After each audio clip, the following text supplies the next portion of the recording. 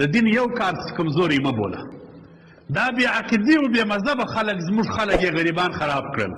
زموږ دا نوی نسل دې بې مذهبه خلکو را خراب کړي. مستحب کار ور یادوي، وایي دا دونه کار نه دی، دا خو مستحب دی. مستحب نو چیش دی؟ سنت یې سپک ورته وګڼل، مستحب یې سپک ورته وګڼل، واجب یې سپک ورته وګڼل. د دین په کارو باندې زموږ خلک لا اوباله کړل. نن زموږ خلک فرض ته لا په سپکه باندې ګوري. دا د دې بې مذهبه خلکو تاوان دی. ورور د دین مستحب، سنت، واجب، فرض، هر کار د دین ته په چیش ګوري، په قدر ګوري. دا د رسول الله صلی الله علیه وسلم توصیه ده.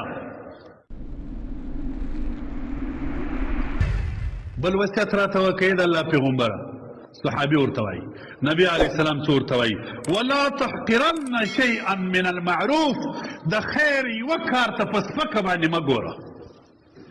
هر کار چې د خیر درته پیدا سو، دا مه وایه چې دا خو نو دونه کار نه دی چې زه یې وکړمه، در دې نه یو غټ کار به وکړمه. یا وروره چې څومره قدر کار دې کولی سوی د خیر، چې څومره کوچنی کار و سپک یې مه ګڼه. شاید د دې کوچني کار په خاطر به الله تعالی پر تا رحم وکړي. کله کله رب العزال د بنده یو ډېر مازې کوچنی شی وي، الله باندې راضي سي. ما تاسو ته مخکې وویله چې امام غزالي صاحب مچ اوبه کړي دي. د مچ اوبه کېدل به څه شوي؟ الله بلاکیف د مچ په اوبه کېدلو وبخښي. مولا علی قاري لیکي یو سړی پر لارې باندې روان دی، بولو ته کښېنستی، بیا نبي دې معافي چې واګه یې خلاصه کړل، اذان شروع سو. فکر یې وکړي چې د خدای نوم یادېږي، ما واګه خلاصه کړل. برته ولاړ سو، واګه یې بنده کړل، بول یې نه وکړلې. ځان یې ټینګ کړي چې اذان خلاص سو، بول یې وکړلې. چې مړ سو، چا په خوب ولیدی؟ ول الله تعالی څه د سره وکړل؟ ول اله العالمین ول یوه ورځ دې زما د نامه قدر وکړي، بول یې دې کولې، برته دې واګه وتړل. د هغه نامه د قدر په خاطر مې بخښلی، زه جنت ته ولاړ سم. د دین یو کار کمزوري مه بوله. دا بې عقیدې او بې مذهبه خلک زموږ خلک یې غریبان خراب کړل.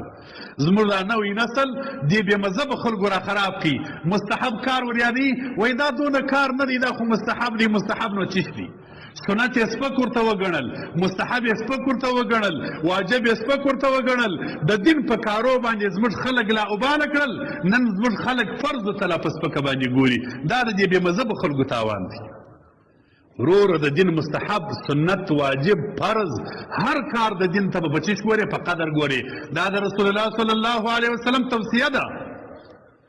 د الله پیغمبر صلی الله علیه وسلم څه ورته وایي؟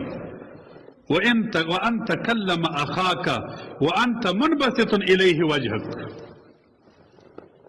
نبی کریم صلی الله علیه وسلم مبارک فرمایي که څه هم ته داسې یې نور دې د خیر کار په وسه نه دی پوره، د یو خپل ورور مسلمان سره چې مخامخ شولې، په تریو تندي مه ورته ګوره مسلمان ته، په بد اخلاقۍ مخ مه ورته نیسه.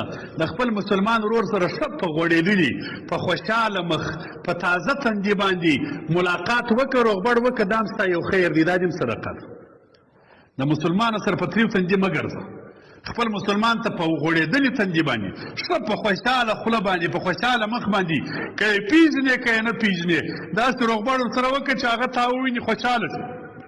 هغه دا فکر شي چې زه وپېژندلم، لکه چې زه ډېر پر ګران یم، داسې ملاقات ورسره وکړه. نبي علیه السلام ورته دا هم د معروف یو قسم دی، دا هم یو خیر دی.